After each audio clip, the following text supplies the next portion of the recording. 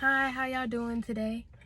Today I wanna tell y'all one of the ways that you can, you know, increase your spiritual understanding and increase your spiritual discernment, increase, the relationship you have between you and God.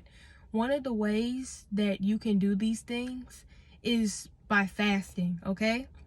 Go on a fast today. If this is for you, you're gonna feel it. You have to fast.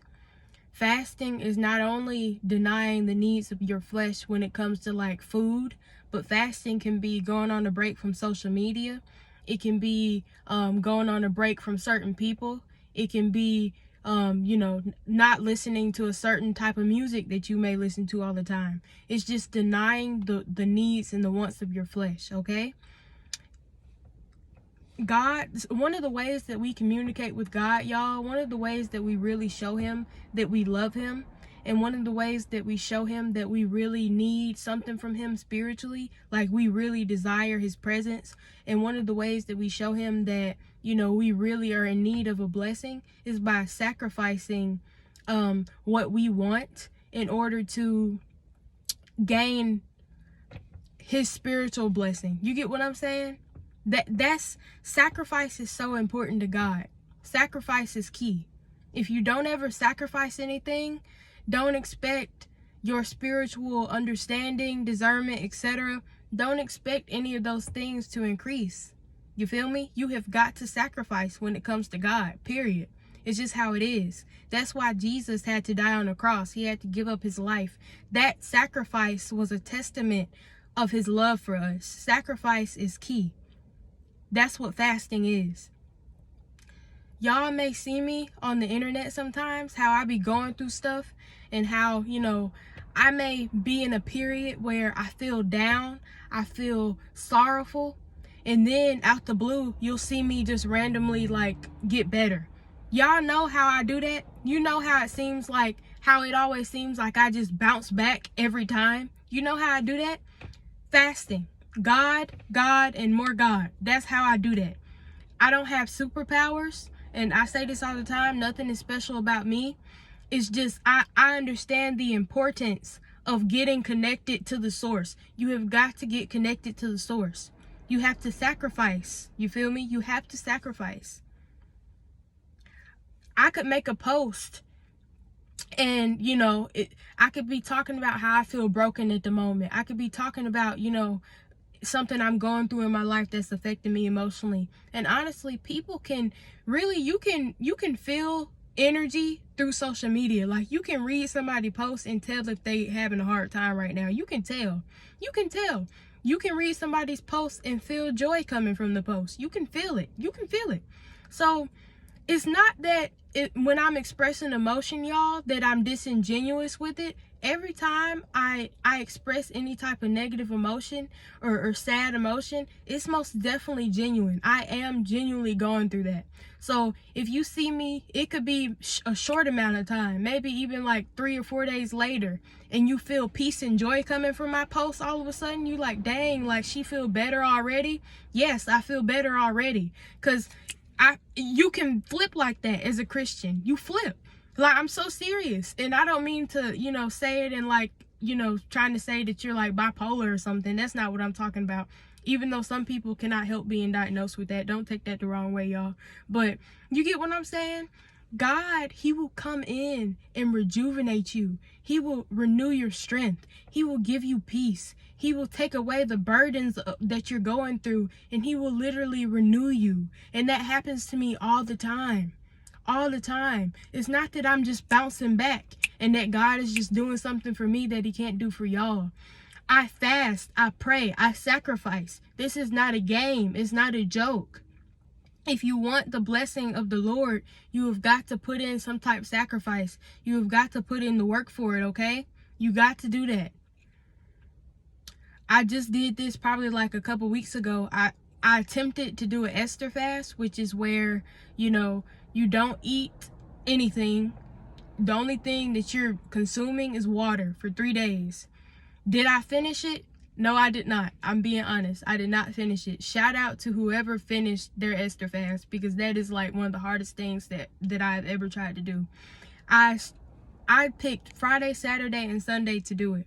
I didn't eat anything all day Friday, and I did not eat anything all day Saturday until it got dark. So Saturday night, like when the sun set, when the Sabbath was over, and when it got, when it got dark outside, that's when I broke it, because I just could not go the third day. I really could not. But let me tell y'all something. Even though I did not complete the entire 3 days, God still honored my fast. He honored it because he knew that I tried my best. That's another thing. Don't think that, you have to, and many Christians may not agree with what I'm saying right here, but I know that this is true, because God, every time I've attempted to fast, every time I tried my hardest, every time I tried to draw closer to him during that fast, and every time, I really focused on my spiritual well-being and what I needed from him spiritually, he always blessed me. He always honored the fast. He will bless you for trying your best. I promise you he will. He will. If you set a designated time, let's say you're saying that you're going to fast for 24 hours. If you have gotten closer to God during that period, and you're like, Lord, I just can't take it anymore. I have to eat something. I have to eat something. He will give you the green light to go eat. He knows when you can't go anymore. He knows. When I did that Esther fast, y'all, and I was like, it got dark during Saturday. Yeah, at Saturday night, I was just talking to God, and I was like, God, like, I really cannot go no more. Like, I was just feeling kind of lightheaded, and when you don't eat, a sense of euphoria come over you. Like, it's like you're high or something. Like, I'm so serious. Like, I was like, Lord, I feel close to you spiritually, but I really have to eat right now. And he gave me the green light to eat. He understands. So if you can't go any longer, it's okay to eat. Okay? You know your limits, and you know what you can take. But my point of giving y'all that example when I fast is to show you that fasting works. It works. It works. Even if it's just for a day. Fast from something. Don't eat for a day. Don't be on social media for a day.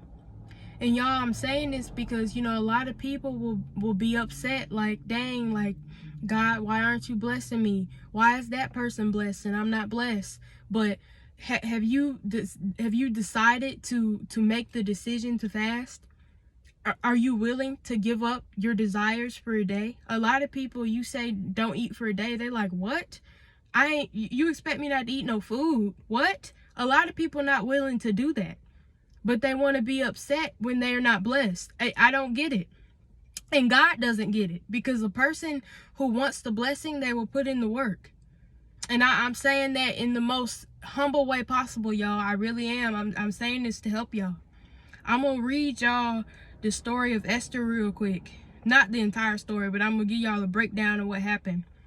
Esther, she had just became queen. She was appointed queen because Queen Vashti, King Ahasuerus' ex-wife, she was thrown out. I guess she had started to be unruly, or just a bad wife, a bad queen.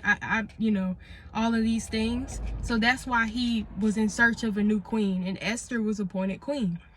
After she was appointed queen, y'all, this man named Haman, I hope I'm saying his name right, Haman, he was one of the king's servants. He made a decree. He set a decree to kill all of Esther's people, all of her relatives, all the Jews. Esther was a Jew. He set a decree to murder and destroy all of these people. That's what the king's servant, that's what he did. And I guess, I don't know, to me, I think Haman just had a Jezebel evil spirit that was inside of him at the moment. That's why he wanted to kill God's people like this. So like I said this in my resurrection video. Evil is evil. It don't have to make sense. Why he wanted to kill the Jews so badly, I don't know. It's because he had an evil spirit. That's why. A Jezebel spirit. This is why.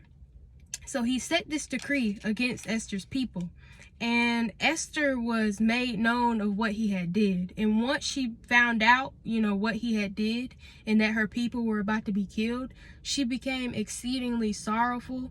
She was just not in a good place because she didn't want her people to be killed. Her uncle Mordecai, who was appointed, he was appointed like let me see. It shows what Mordecai was appointed as.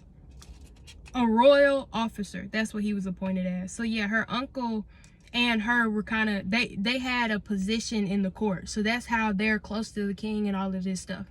So Mordecai is basically telling Esther, like, hey, like, all of us, all the people, maybe not Esther, she would have been exempt from that, but it would have been selfish for Esther to just be like, oh, well, I'm the queen. I don't care about y'all. At least I'm not going to get killed. She wasn't selfish. That's why she was appointed queen in the first place. That's why she had honor in God's sight, because of her character. That's why. Esther, she was beautiful. The Bible says that she was beautiful, but that beauty, it was her character. All right. So Mordecai is telling Esther, hey, Esther, please, you have to go into the king. You have to go into his presence and ask him for this to be reversed so the Jews won't be killed. And Esther is basically saying, anybody who shows himself before the king, anybody who just walks in his presence without being asked to come, that's a death sentence. He hasn't asked to see me in a couple days. So if I just walk up like, hey, I need something from you, I could potentially be killed, because it was a death sentence for anybody to do that. It was not wise. You do not just walk in on the king unannounced. But Mordecai was telling Esther that she needed to do this because they were in desperate need of a breakthrough, so that, like I said, her people would not be murdered. And Esther, the queen, she thought about what Mordecai was telling her, and she eventually accepted the request. I'm gonna read it. She said, this is what Esther said. Now, y'all, she knew the consequences, the potential consequences of what she would have to go through if she walked in on the king. But this is what she said. She said, go gather all the Jews that are present in Shushan. I'm not sure if I pronounced that right, but I know the Jews, this is Persia that this story is based on, I believe. I think they were in Persia. And she said, and fast ye for me, and neither eat nor drink for 3 days, night or day.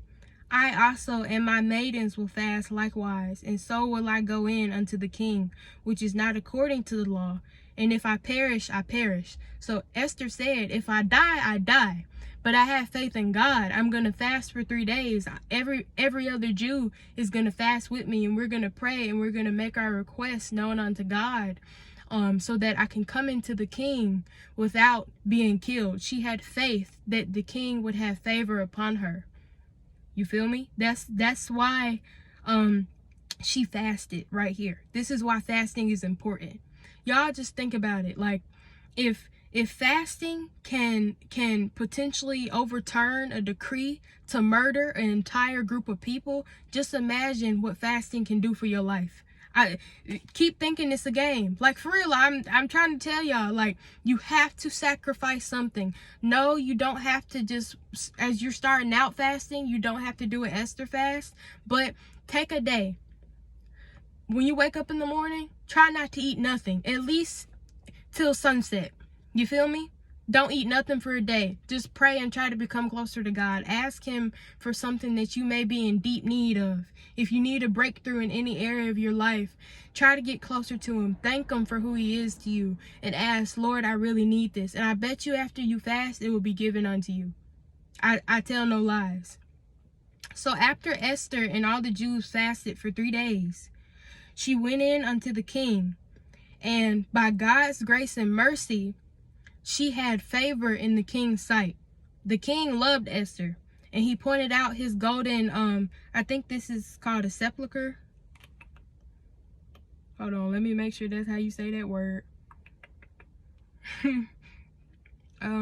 Yeah, I think it's no, it's a scepter. Scepter, golden scepter. I think that's how you say it. Not sepulcher, but scepter. Yeah, anyway. He held that out to her. And what that meant, y'all, when the king held that out to you, that means you have favor. That means you will not be killed. He held that out to Esther, and she made her request known unto the king. And eventually, you know, her people were saved. Haman, the evil servant that I was telling y'all about, he was hung, he was murdered, and that decree was reversed. The king not only reversed the decree, but he said, you Jews, all of y'all have the right to defend yourselves and kill anybody who try to kill you. He not only did he say that y'all would not be murdered, but he gave the Jews permission to defend themselves if anybody tried to hurt, harm, or danger them. So that just shows you the power of God. God, he spoke to the king's heart through Esther. That's feminine influence right there. Like I'm trying to tell y'all, like a lot of women think that we gotta, like, you know, you got to fight the man for the leadership position. You really don't, because a man will regard what you're saying. He will listen to you. He will even make decisions based on what you're telling him. If you just know the beauty of submission, if you know the beauty of just being feminine and laying back, like pray and ask God to work and speak through you, and I promise you he will speak to the heart of the man. I'm trying to tell y'all, you don't have to fight for dominance. Esther did not fight for that. You feel me? And the king listened to her. He did what she wanted him to do, and she didn't have to do anything but just use her feminine, natural, God-given influence, and it worked. So yeah, the Jews, yep, the Jews were restored, and honor was brought to the people, and everybody was saved. Nobody died, y'all. And this is a beautiful story of how the queen, she used her power, she used her influence and her grace to help save her people. And honestly, y'all, like Mordecai, her uncle, who was appointed to be a royal servant, his life was saved individually, because Haman, he was gonna hang Mordecai. But what happened was, when the king accepted Esther's request to save the people, he flipped places. Like, even though the hanging was meant to be for Mordecai, Haman ended up being hung. So y'all, it just show y'all, like, fasting works, bro. Like, I'm trying to tell y'all, it works. It works. I promise you it does. Like I said, you do not have to do a 3-day fast. I know that's gonna be hard, especially if you're new to fasting. I promise y'all, I just tried it for the first time like a couple weeks ago myself, and I've been on this journey for at least like 2 years now, and I had not tried that until literally just recently. So fast, y'all, fast. Deny the desires of your flesh just for a day, and I promise you God will come through for you. Fasting is so important, so important. Do not complain. Do not be upset. Do not have, like I said, a spirit of jealousy towards anybody who is fasting, who is praying, who's getting connected to the source. I say this all the time. You have to be willing to give up things that you like doing. You have to be willing to make changes and to draw closer to God to receive his blessings. Period. Period. Go read the story of Esther, y'all. Go read it. It's a really good story. And, you know, I think that's all I wanted to say. My bad, y'all, if I rambled in this video a little bit. I get up here, I be nervous. I do. So, yeah. God bless y'all.